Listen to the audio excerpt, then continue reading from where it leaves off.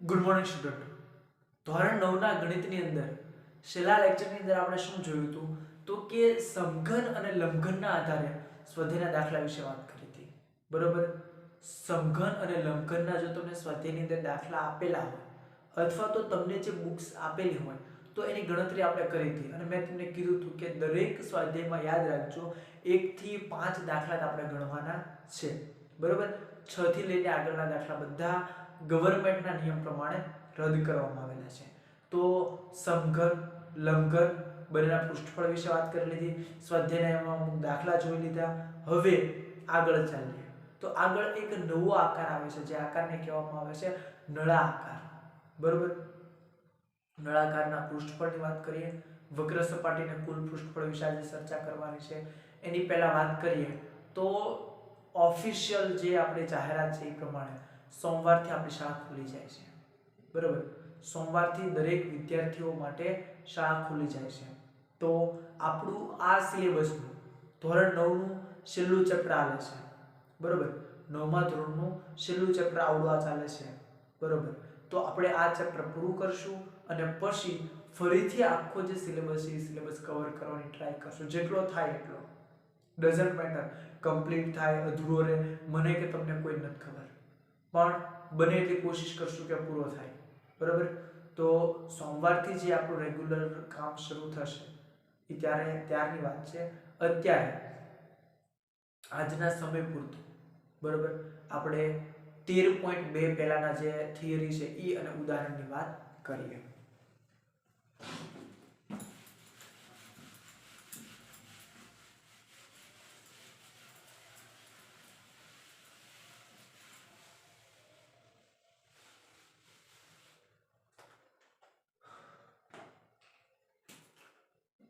ધોરણ 9 વિષય ગણિત.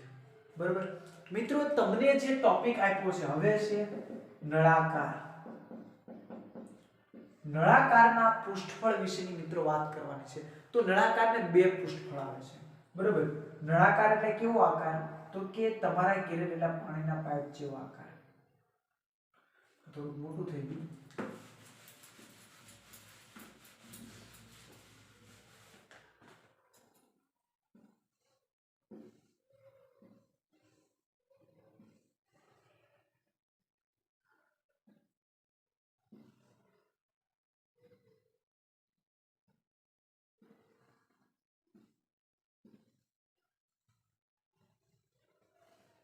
આ આકારને કહેવામાં આવે છે મિત્રો નળાકાર.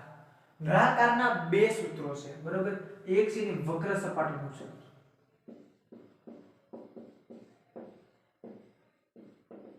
વક્ર સપાટીનું પૃષ્ઠફળ. વક્ર સપાટી એટલે કઈ સપાટી તો કે આ જે વળાંક વળેલી સપાટી છે આ ફરતે નળાકારની ફરતે જે આખો પાઇપ છે. બરોબર. માની લો કે આ પેનને હું નળાકાર કહું તો આ ફરતેની જે સપાટી છે ઈ સપાટીને મિત્રો કહેવામાં આવે છે નળાકારની વક્ર સપાટી. ઉપર ને નીચેનું ઢાંકણું નહીં ગણવાનું.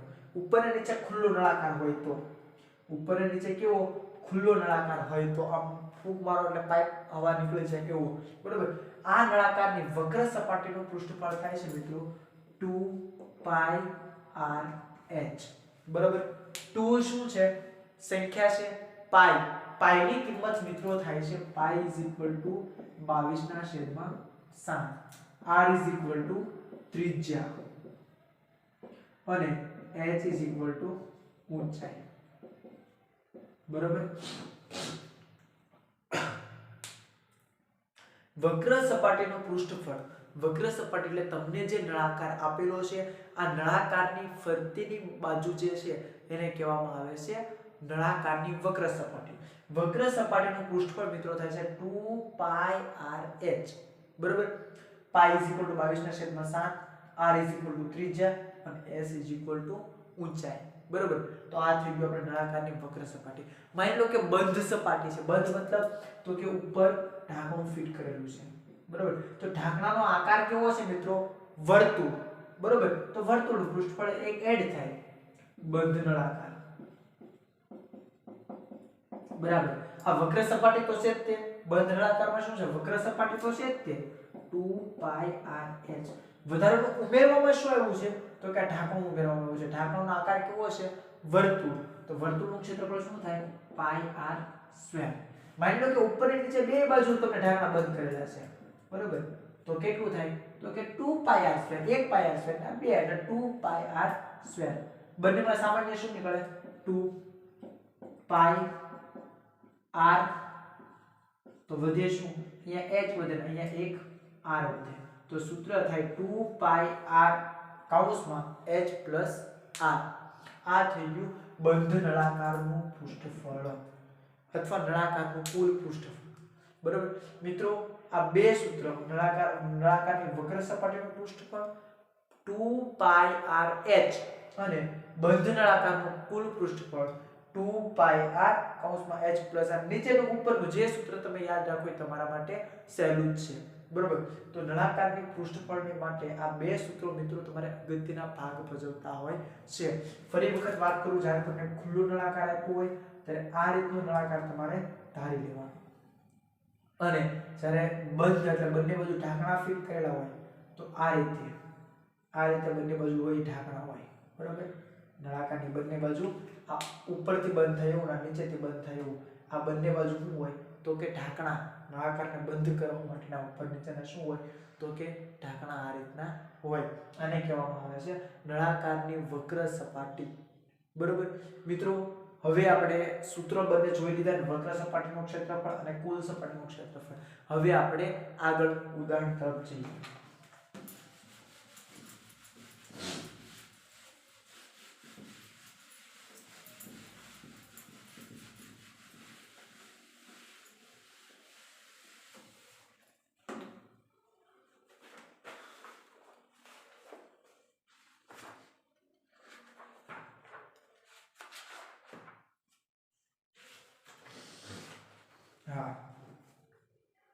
સાવિત્રી તેના વિજ્ઞાનના ઉદાહરણ નંબર 3. સાવિત્રી તેના વિજ્ઞાનના પ્રોજેક્ટ માટે નળાકાર કેલિડોસ્કોપનું મોડેલ બનાવવા માંગે છે, બરોબર. સાવિત્રી નામની છોકરી છે, એનો વિજ્ઞાનનું પ્રોજેક્ટ બનાવવો છે, એને નળાકાર આકારનો એક પ્રોજેક્ટ બનાવવા માંગે છે, બરોબર. કેલિડોસ્કોપની વક્ર સપાટી માટે તે ચાર્ટ પેપરનો ઉપયોગ કરે છે, બરોબર. આ કેલિડોસ્કોપ બનાવવા માટે ફરતી જે ગોળ સપાટી છે, ગોળ સપાટી માટે કોનો ઉપયોગ કરે છે ચાર્ટ પેપરનો ઉપયોગ કરે છે. કેલિડોસ્કોપની લંબાઈ છે 25 સેન્ટીમીટર છે અને ત્રિજ્યા 3.5 સેન્ટીમીટર રાખી હોય તો કેટલા પેપરની જરૂર પડે, બરોબર. પાઈ બરાબર 22/7 લ્યો. તમને શું કીધું તો કે સાવિત્રી નામની એક વ્યક્તિ છે, આ વ્યક્તિ એક કેલિડોસ્કોપ બનાવે છે. કેલિડોસ્કોપ બનાવવા માટે ઈ જે પેપરનો યુઝ કરે છે એ કેલિડોસ્કોપની જે લંબાઈ L અથવા ઊંચાઈ કયો ને, એની જે ઊંચાઈ છે એ કેટલી છે 25 સેન્ટીમીટર, અને ઈ જે ત્રિજ્યા છે, ત્રિજ્યા કેટલી છે 3.5 સેન્ટીમીટર. તમને એવું કીધું કે પાઈ બરાબર કેટલા તમારે લેવાના છે તો કે પાઈ બરાબર 22/7 લ્યો. તો તમને એવું કીધું કે આ કેલિડોસ્કોપ બનાવવા માટે કેટલા કાગળની જરૂર પડશે, મતલબ કે તમને શું કીધું નળાકારનું પૃષ્ઠફળ શોધો.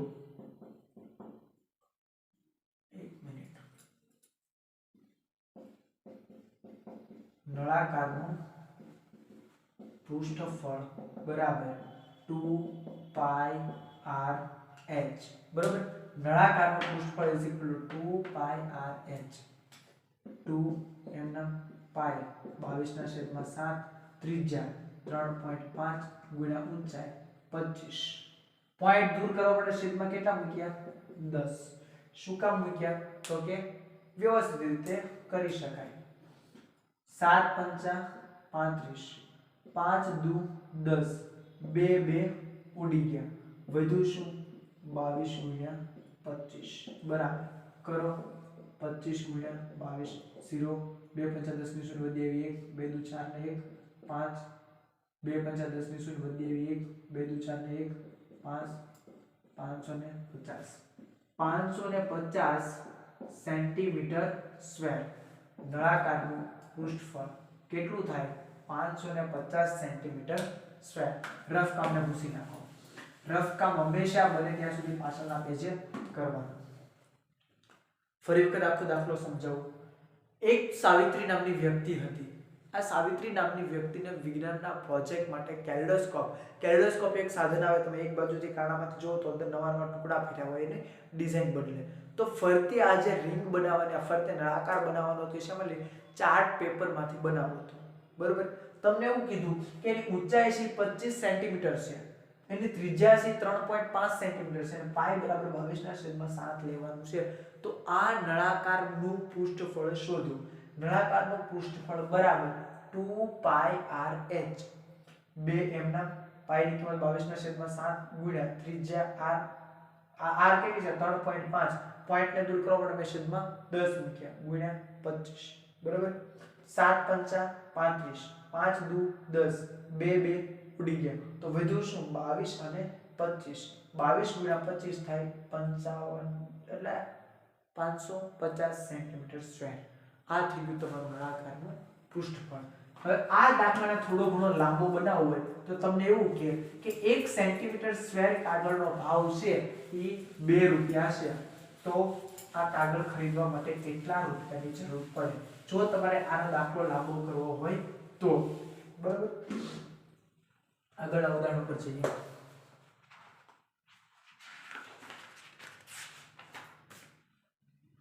ઓકે, હવે સીધો સ્વાધ્યાય આપ્યો છે.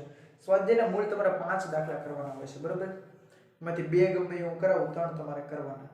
લંબવૃત્તિ નળાકારની ઊંચાઈ 14 સેન્ટીમીટર છે, તેની વક્ર સપાટીનું ક્ષેત્રફળ 88 છે, તો નળાકારના પાયાનો વ્યાસ શોધો.